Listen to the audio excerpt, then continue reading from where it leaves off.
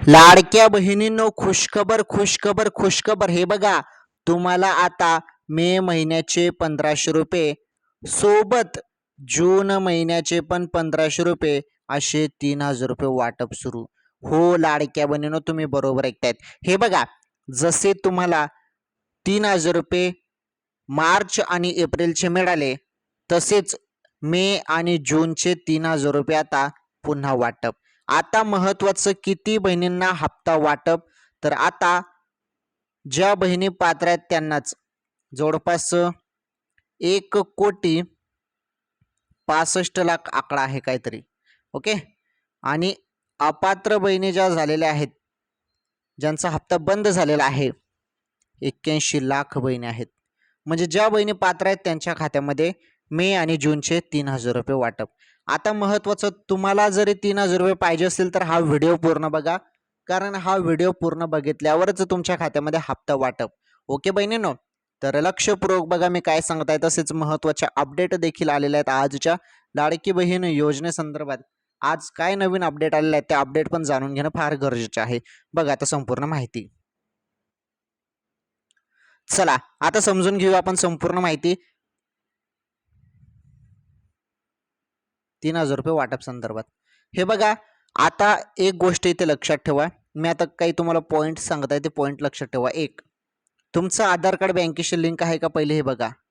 जरी तुमचं आधार कार्ड बँकेशी लिंक नसेल तर हप्ता तुमचा थांबेल. ओके. हप्ता जरी तुमच्या खात्यामध्ये तुम्हाला पाहिजे असेल तर पहिले तुमचं आधार कार्ड तुम्हाला बँकेशी लिंक करावं लागणार आहे. त्यानंतर दुसरा पॉईंट असा आहे डीबीटीचा. डीबीटीचा अर्थ होतो डायरेक्ट बेनिफिट ट्रान्सफर.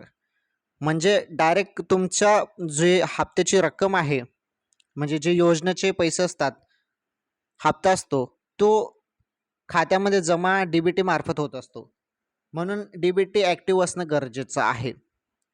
त्यानंतर महत्त्वाचा तिसरा पॉईंट आहे, तुम्ही पात्र असणं गरजेचं आहे.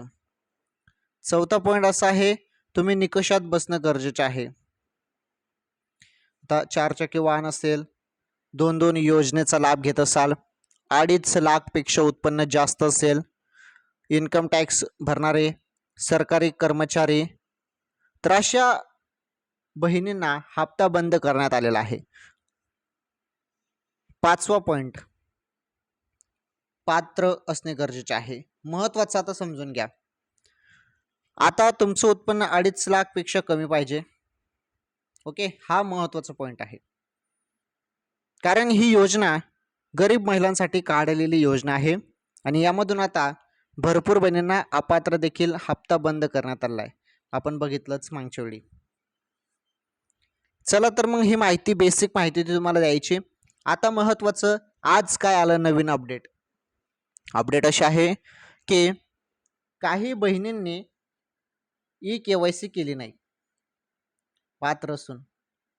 आता ज्यांच्याकडून ही चूक झाली असेल, पात्र असून पण KYC केली नसेल, तर आता त्या बहिणींचं काय होणार.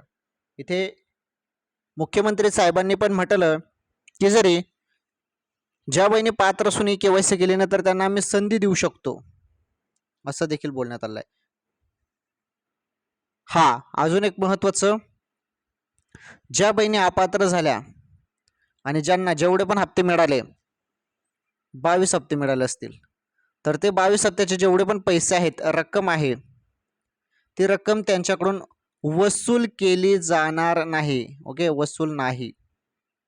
हा, वसूल केली जाणार पण कोणाकडून, पुरुष वर्गाकडून. 14,000 पुरुष वर्गाने लाडकी बहीण योजनेमध्ये फॉर्म भरला होता आणि यांना पण हे 22 हप्ते मिळाले आहेत आतापर्यंत. त्यांच्याकडून वसुली केली जाणार आहे फक्त. कारण लाडकी बहीण योजना ही महिलांची योजना आहे, त्यामध्ये पुरुष मंडळीचं काय काम. तरी पुरुष मंडळीने यामध्ये फॉर्म भरले ते, त्यांच्याकडून वसुली केली जाणार आहे, जेवढे पण रक्कम त्यांच्या खात्यामध्ये गेलेली आहे ती.